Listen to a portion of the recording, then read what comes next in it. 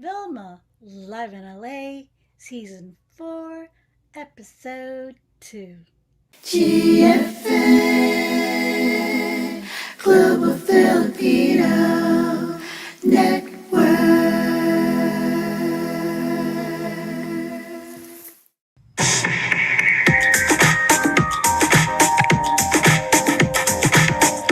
VILMA, live in LA.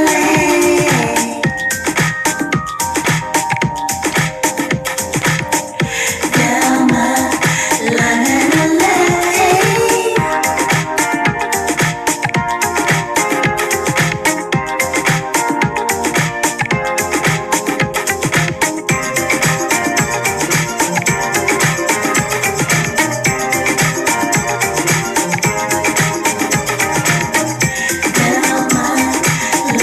LA. VILMA, live in LA.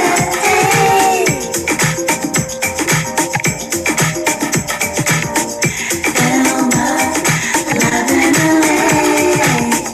VILMA, live in LA. Hi, and welcome to VILMA Live in LA.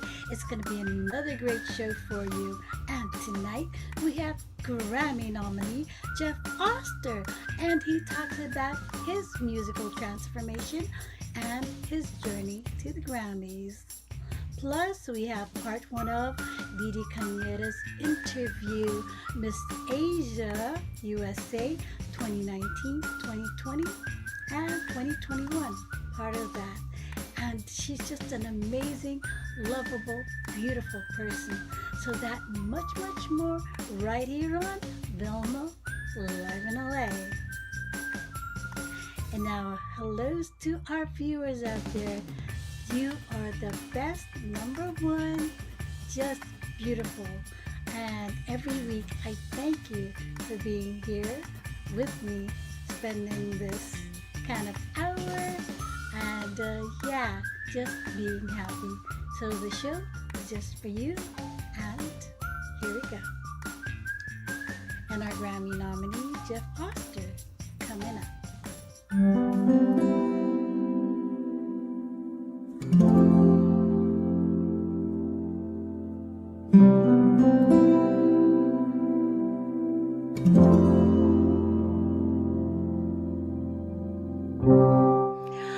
All right, Vilma live in LA, and guess where we're zooming to? Actually, Mexico. And who are we zooming with? Well, I am so honored to be here with Jeff Oster, who is a Grammy nominated artist. And yes, so honored. Oh, I love that greeting. Why not? Yes. Feels right. It does, absolutely does. Okay, so Jeff, Yes. you have been a musician for such a long time, and your first and foremost, I believe, instrument is trumpet and the flugelhorn, correct? Yes, exactly. Trumpet and flugelhorn. Mostly the flugelhorn. I love the tone of that instrument. Yes. But anyway, starting point as a kid, what made you pick up the instrument? I mean, what drew you to it? Well, I started when I was 8 years old, and I was at the time I was living in Highland Park, Illinois, north of Chicago. We moved around quite a bit when I was growing up, and that's sort of where that part of my life started with my music. And my parents told me that I came home, and actually I still remember this. I remember being sort of led into the band room, like the band, almost like storage room. Yes. And they had all the different instruments sort of open in their cases.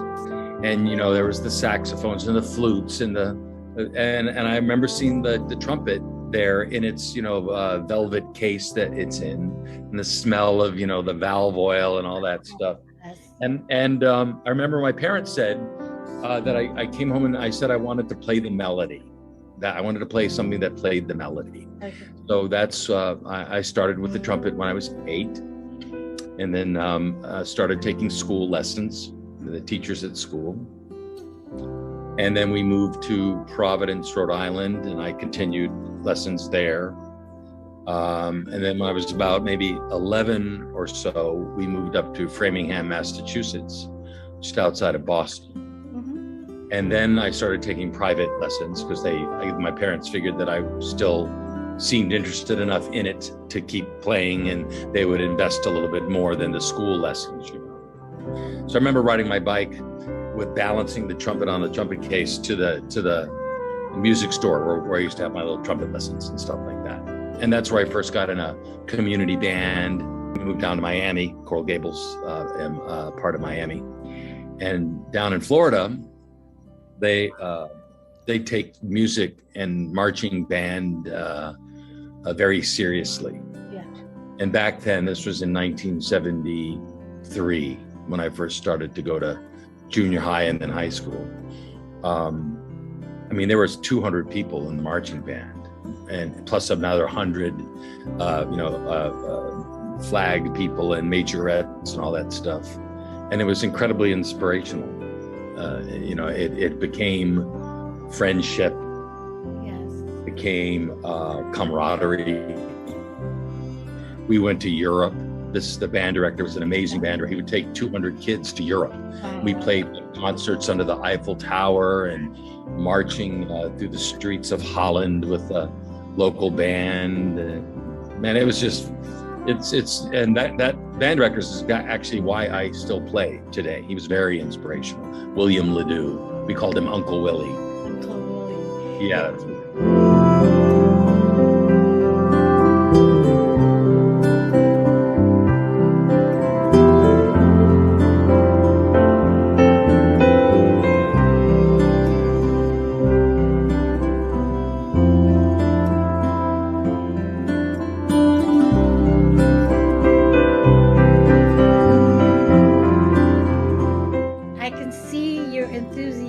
And your just love for music as you're explaining it to me, taking us through that time frame of your life.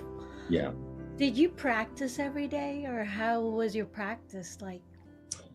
Well, I practice probably less now than I should. Because, there's this quote from Pablo Casals, the cellist, that they asked him when he was 95 years old, why does he practice so much? And he said, I think I'm making progress at 95, Wow. So yes. I did practice quite a bit all through and past high school. And I remember my brother, I have one brother, and he was playing music for a while. And the difference between us would be that he would set a timer, like an egg timer, for an hour. And the minute the timer went off, he would stop. He put the instrument away. I think he was playing clarinet or something. But I was the opposite of that. I would just keep playing. And, the neighbors got tired of hearing me play Hello Dolly over and over again. But it was quite, the horn was and is quite a calling card for me. Yes. There is a lot of, and we could talk in depth if you'd like about what it represents for me. Yeah, I would love to hear that, because like I was telling you earlier, my dad, played the instruments, and I've been around music for all my life. So I would love to hear from your perspective. Well, to tie it in with my family, my father was a musical theater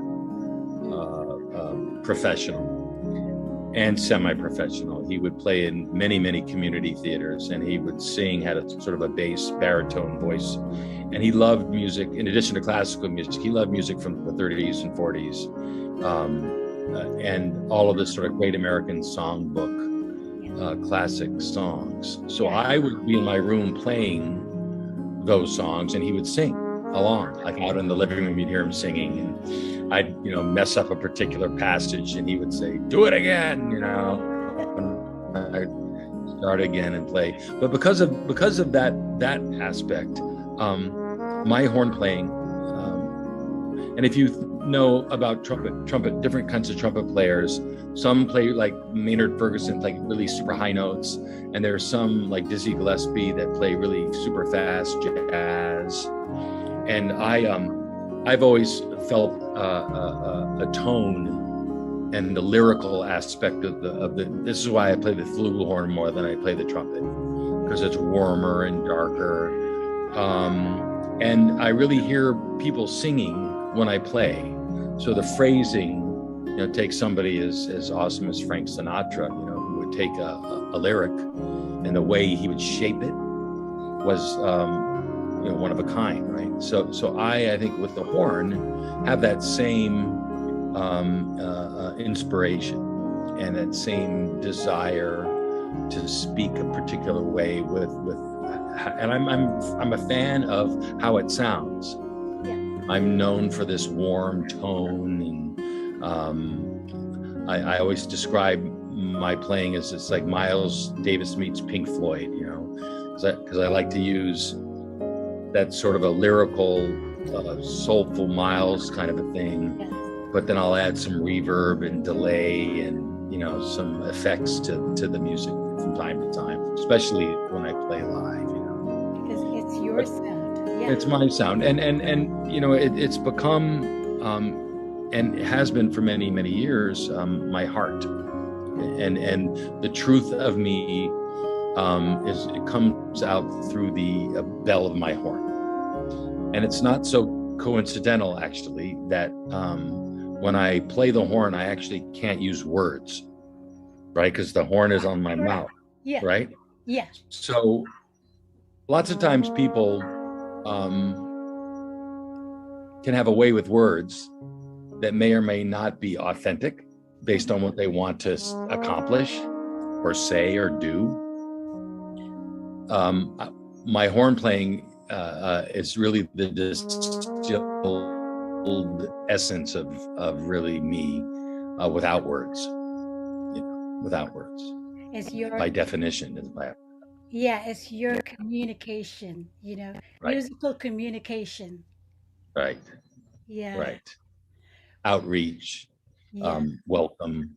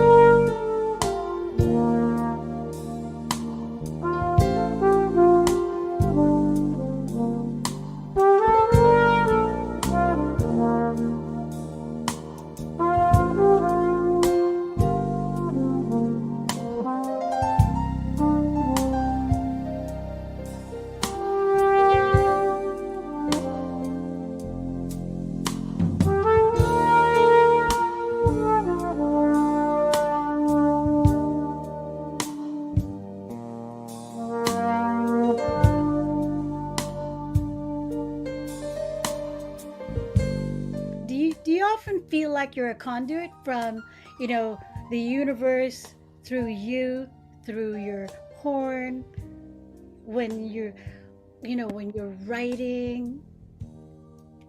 Well, there's two versions of what you said. Prince used to call, when he was songwriting, he used to call it taking dictation. That's what Prince used to say. Okay. And so for me, there since there aren't words, my music is pretty much all instrumental, for obvious reasons. There's two aspects to it. the actual live playing, like when I'm with a band or when I'm sitting with somebody, I lose myself. You know what I mean? It's like I stop thinking. I totally get you. You know, I stop thinking, and it's really quite lovely because you know you're just, it's purely in the moment, you know. And many times I will watch like a videotape of a performance of mine with the band, and as I watch it back, I start to see, oh, that's what that other person was doing. Oh, look at over there, you know, because I don't really remember any of it, you know. So it sort of allows me to see things that happened during the show or whatever that I never really in the moment was aware of, you know. Yeah. So there's that aspect, but when you ask about writing music, yes, it's completely different in the sense of my writing for the most part has been, with a few exceptions, but for the most part has been, I'll make some tracks, loops that I'll get from the web, or I'll write or play on a keyboard or something like that. And then I'll listen to the loops for a while and structure it as a song, you know, the verse and a chorus and all that. And I'll listen to it, and then I'll like maybe hear a melody in some way, or I'll play my horn along with it and land on a melody, right? yes. And I'll land on the melody and I'll play it and I'll record it. And then what ends up happening is it's like when you first capture a melody or take one and put it onto a song, it's a cross between that feels right, but then you start thinking, right? The mind comes in. The mind basically says, well, why those notes? I mean, it could be there's other notes. It could be, you know, and then what ends up happening is, you know, I land on one. I land on a phrase, or I'll land on a melody line that I say, yeah, this is good. And then the more I listen to it with that melody line there, you know that it's, you know, it's good. There's no need to change it after that. You know, it's as if it was always the song, you know, that had that melody to it, you know.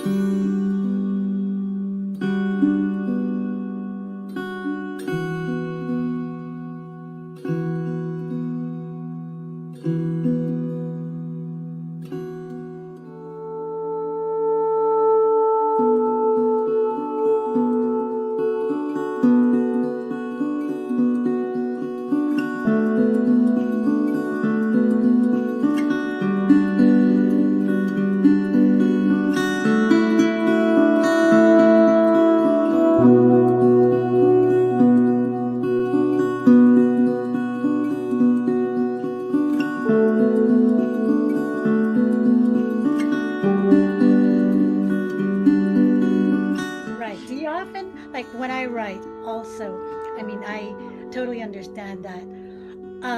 When there's nothing else that comes after a really good hook line, I Yeah. just leave it and I come back a few days later and I'm like, Mm-hmm. okay, does it sound good or not? Right. Yeah. Right. And I'll make little recordings in progress of these songs that I'd be working on, and I'll just drive around, you know, listening to it and over again. And frankly, you know, I have a couple of kids, and when they were growing up, they would hear the same song over and over and over and over and over again, because you know you work on a song for a year, you know, and in different iterations of it until you sort of decide that it's done, because it's never really done. I mean, you know, it's you just decide to stop working on it, really, you know, and you get to a point where you're listening to it again after the umpteenth time of doing that, and when you get to the point, it's like, okay, the hi-hat is only a tiny bit loud here, Yes, you know that you just can stop. You know, it's like no one's going to know that but you know. absolutely. I do that too when I mix and I'm going, wait a minute. I mean, Exactly. over and over, I can be right in front of my computer for like hours on Exactly. one, a few bars. Right. Right. The volume going up and down a certain way, or you know, the instrument mixing in with it, another one that is, oh, it's too loud, or it's too soft, oh, that feels right, you know, all that. Yes, I know. And you have to make a notation like, okay, I remember hearing that tiny little, riff and I like it. I have Right. to remember to boost it or, Yes, exactly. Right. Exactly. yes, yes.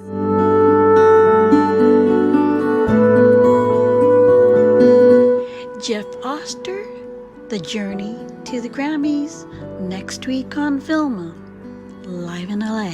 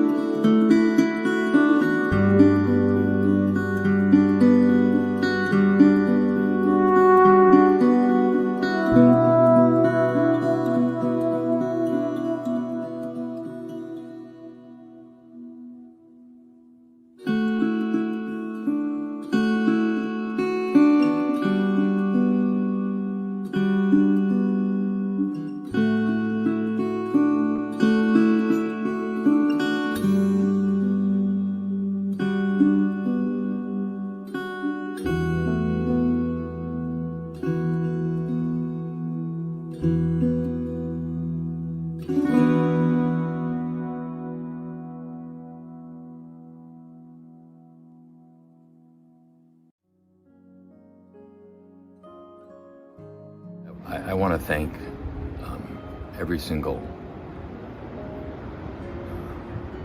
person that has supported me in this path, this effort.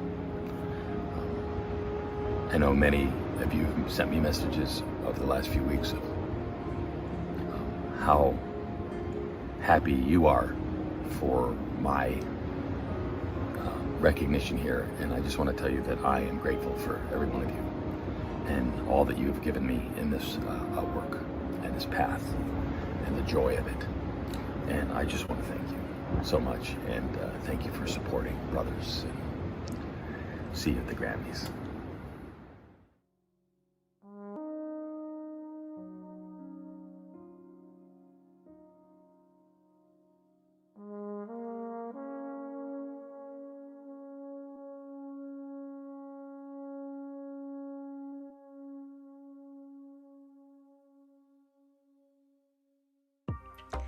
DIDI Caneda, Miss Asia USA 2019, 2020, and 2021. DIDI Caneda, Miss Asia USA 2019, 2020, and 2021 on VILMA, live in LA.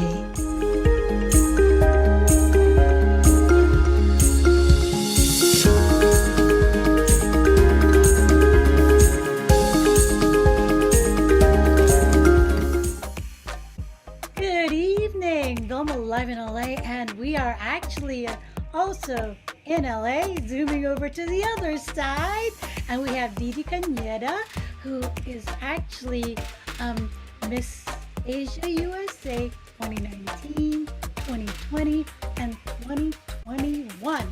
Now, my goodness, how awesome is that? So, DIDI, welcome! Finally! Hello, Miss VILMA, and hello to your viewers. Thank you so much for having me in this wonderful interview. And finally, we got to met our schedule all together, and I'm so happy. Just like, let's do it. Yes, because we tried like last November, right? But you got so busy Yes. with the The pageant. pageant, and I'm so active in the Filipino American community, considering it was going on with the Filipino History Month and Parol Festival, and I thought I'll be more able to relax after the pageant season, but because of Parol Festival and the current typhoon that hit my city, Cebu City, so I became one of the first people that helped like immediately collect help and support from other Filipino Americans, and to give it back to the Philippines, especially Cebu City and Talisay, which is my town. So Yeah, yeah, I heard about that, and I saw that on your post as well. So, is your family doing okay?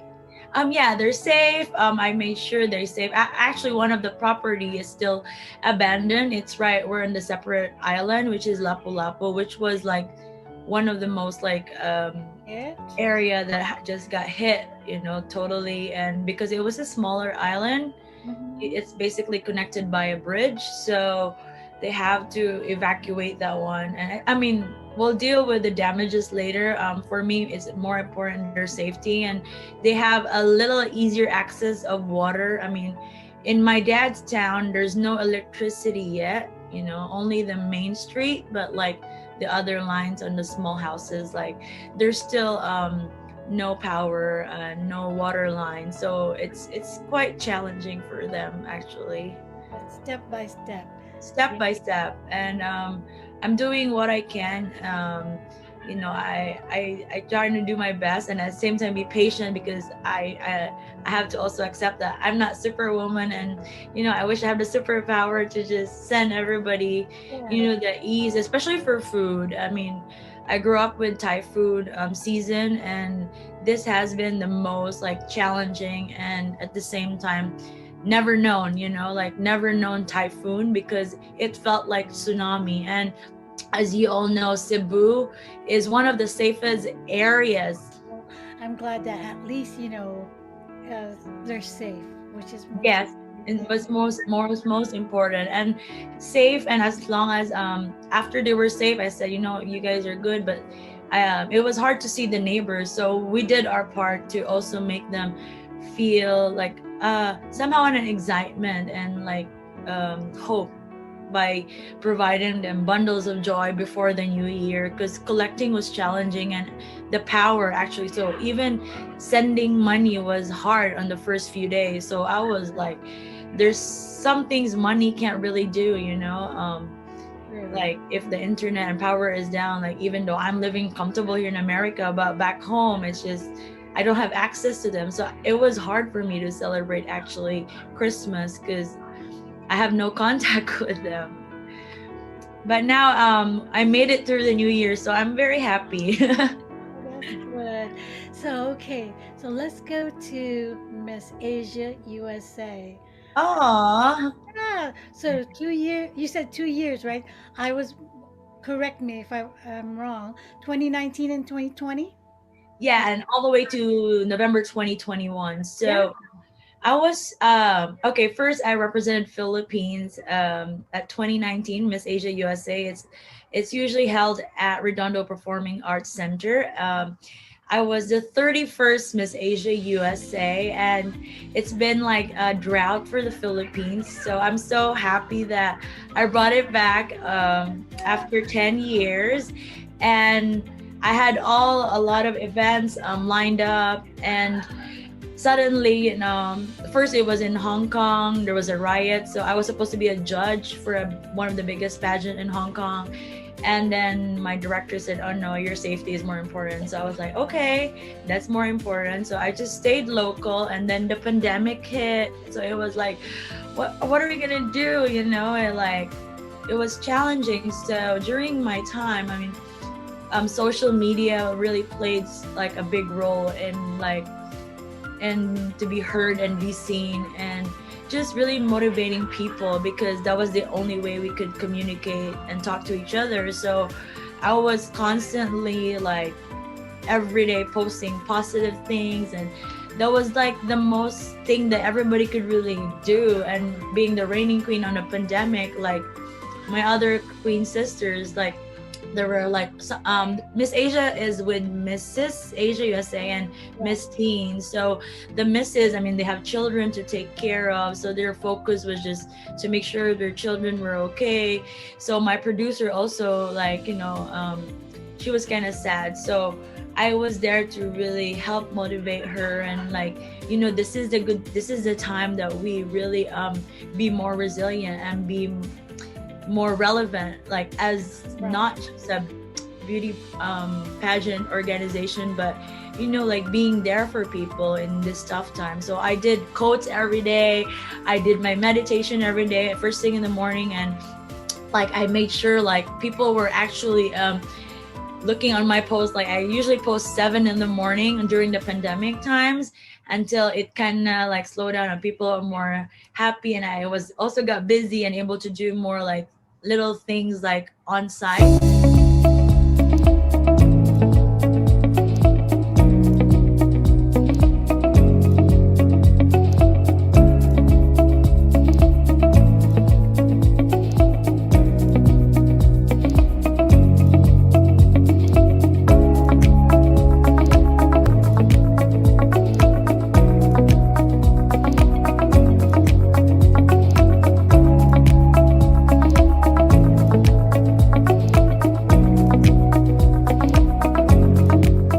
And then 2021, it started to open, but for small events, I'm so grateful that a lot of also like good leaders and good organizers that wanted to do small events and in Hollywood and Beverly Hills. And I'm so grateful that they also invite me and be one of the speakers, and being there with other very empowering women and leaders, and just inspiring and cheering each other in tough times. Like pandemic was like also a shocking experience for all of us. Like it's like people think it's the end of the world, but I think if you steadfast and focus on positivity and bettering future and hope as well, I think you could unite everybody. And I think as beauty queens, regardless of my organization and other organizations, like I tell everybody that we play a big role as reminders and bring that awareness to people, like regardless of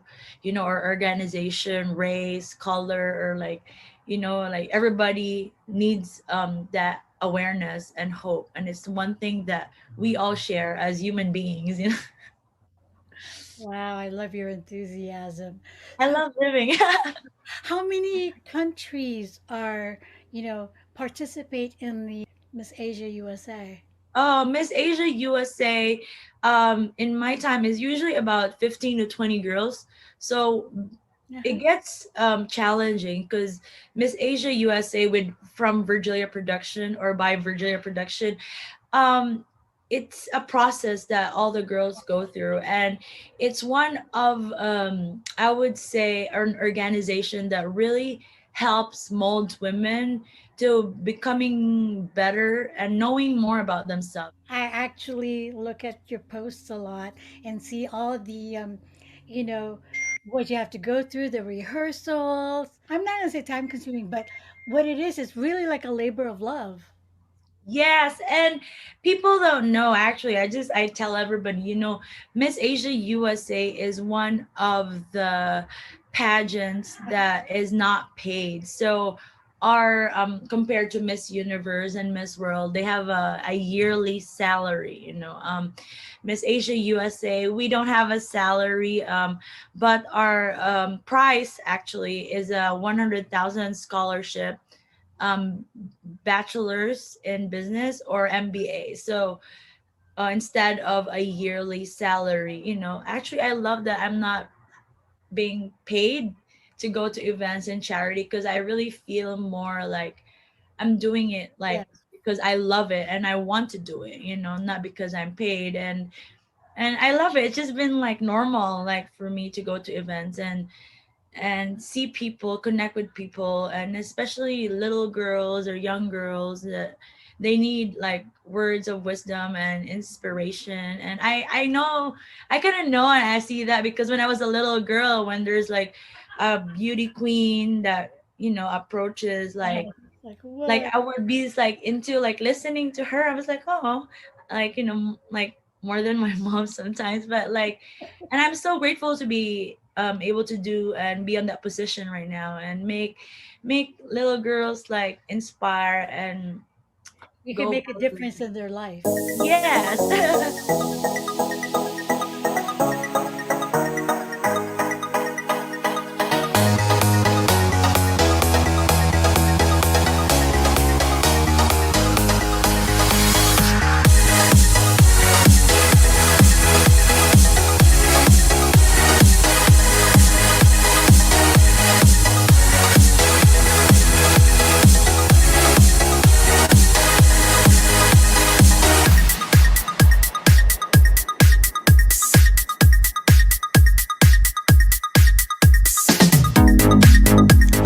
DIDI Caneda Part 2 next week on VILMA, live in LA. Hi everyone. Here's a message that I want to share from my heart. And I know that a lot of people have been experiencing the pandemic a little too close to home. And what I want to say is that no matter what happens, always be kind, always be supportive, and just be true to yourself, okay? And I wanted to share this song with you, True Colors. Remember, always be kind.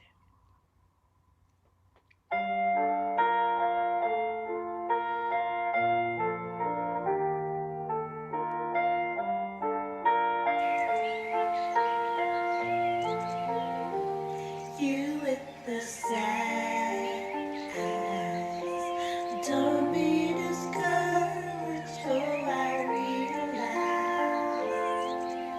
it's hard to take courage in a world full of people. You can lose sight of it all. The darkness inside you can make you feel so small.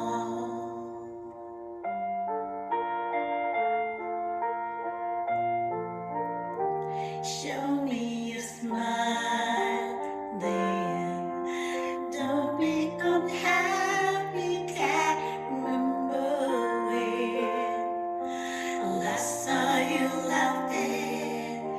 The world makes you crazy, and you've taken all you can bear. Just call me up, 'cause I will always be there. And I see your true colors shining through. I see your true colors. That's why I love you. So don't be afraid to let them show your true colors. True colors are beautiful. I see your true colors shining through. I see your true colors. That's why I love you. Don't be afraid to let them show true colors. True colors are beautiful.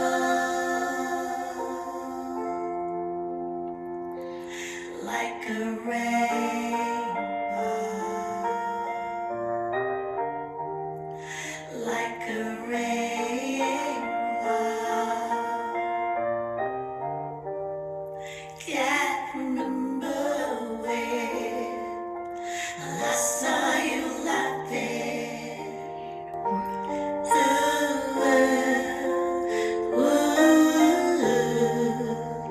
This world makes you crazy, and you've taken all you can bear. Just come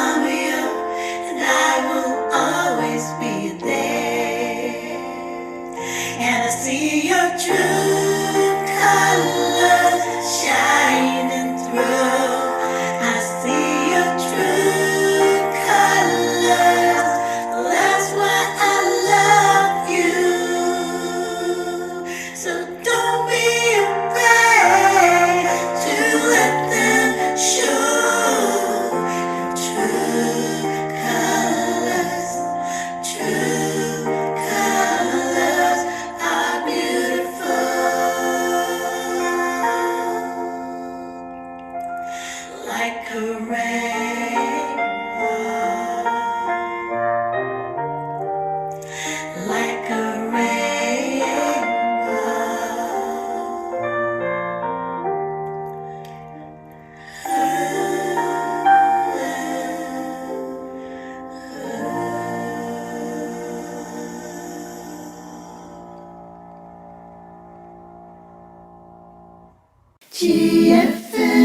GFN, Global Filipino Network.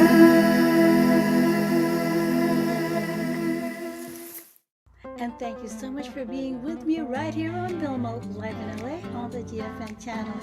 You guys are the best as always. So I'm going to be back next week for more. Yes, another exciting show for you. So in the meantime, you guys stay safe out there. Be kind, be courageous, and just love life. So from my heart to yours, it's a whole lot of things.